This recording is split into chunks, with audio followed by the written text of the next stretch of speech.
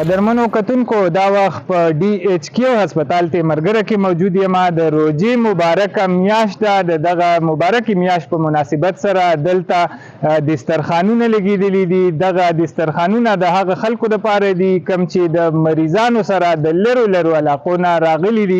یاد دې وي چې ډي ایچ کیو هسپتال تیمرګره د یوې ضلعې هسپتال نه دی، بلکې دغه هسپتال باندې د څو ضلعو بیماران چې دي د هغو کار روان دی. د درې څلور ضلعو خلک تیمرګرې هسپتال ته خپل بیماران راولي، دغلته علاجونه کوي.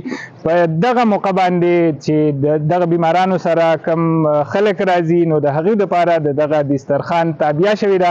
دغه دسترخوان تابیا چې چا کړې ده د هغوی سره به هم خبرې کوو. موږ سره اوسئ.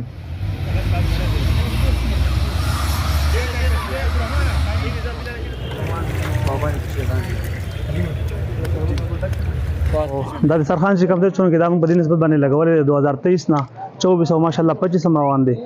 دا هسپتال چې کوم دی دا ډسټرکټ هسپتال دی، هیډ کوارټر ډسټرکټ هیډ کوارټر هسپتال تیمرګره، چونکې دا د 15 ضلعو هسپتال دی. په دې کې مختلف قسمه بیماران د مختلفو علاقو نه راځي، د چترال او د بنشاهي نواله د باجوړ او زموږ پوره ملیکان ډیویژن چې کوم دی نو د ټول نه فیلنډې دې هسپتال ته راځي چې خلک دې کې مریض مطلب سیریس نو بیا د هغې نه بعد دغه ته ځي پېښور ته. نو په دغه مناسبت سره چې کوم دی دلته په دې واردونو کې بیماران وي، بیا د هغې سره خصوصا چې کوم دی نو تیمارداران ورسره وي. نو په دغه نسبت موږ دا ضروري وګڼله چې په دې ایریا باندې چې کوم دی په دې هسپتال کې دننه د دسترخوان چې کوم دی بندوبست پکار دی.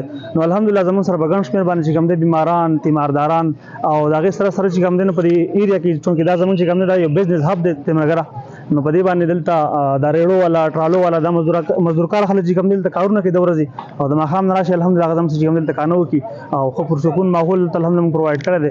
نو هر سړی چې کوم دی ښه برفور کانه وکړي، ښه په تربیت باندې کانه وکړي، د هغې نه بعد چې کوم دی بیا کورونو ته ځي.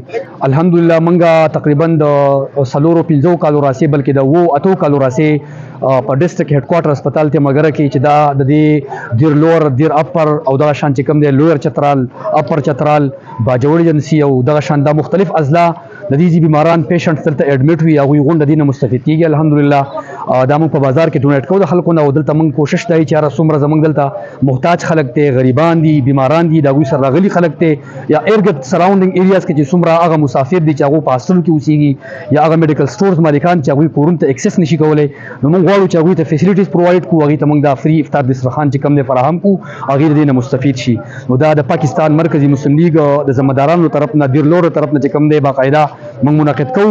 څومره چې کتونکي هغوی نه زموږ دا ریکویسټ هم دی، درخواست هم دی چې تاسو راشئ او په خپل ثوابدید سره دلته موږ سره ډونیشن هم وکړئ. دلته خلکو ته تاسو چې کوم دی فري افطار دسترخوان کې تاسو د خپل حصه هم شاملولی شئ، هغوی ته چې کوم دی تاسو خپل معاونت هم تاسو د هغوی سره کولی شئ.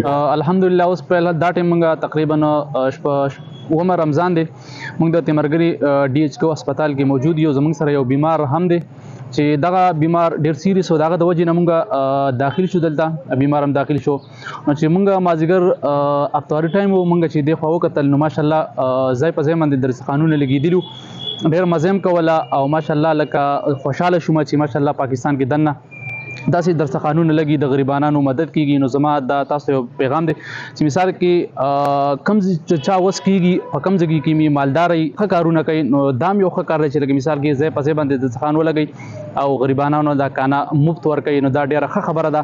الله دې وکړي د دې په صلاحیتونو کې نورم الله برکت واچوي او دغه شان دی الله ولا نورم توفیق ورکړي چې ځای په ځای باندې دلته په دې مثال کې په دې ډي ایچ کیو تیمرګره کې لګولی دی، بل ځای کې هم ولګوي، بل ځای کې هم ورکوي. الله دې ولا نیکسټ اکشن توفیق ورکړي. ډېر مهرباني، جزاک الله.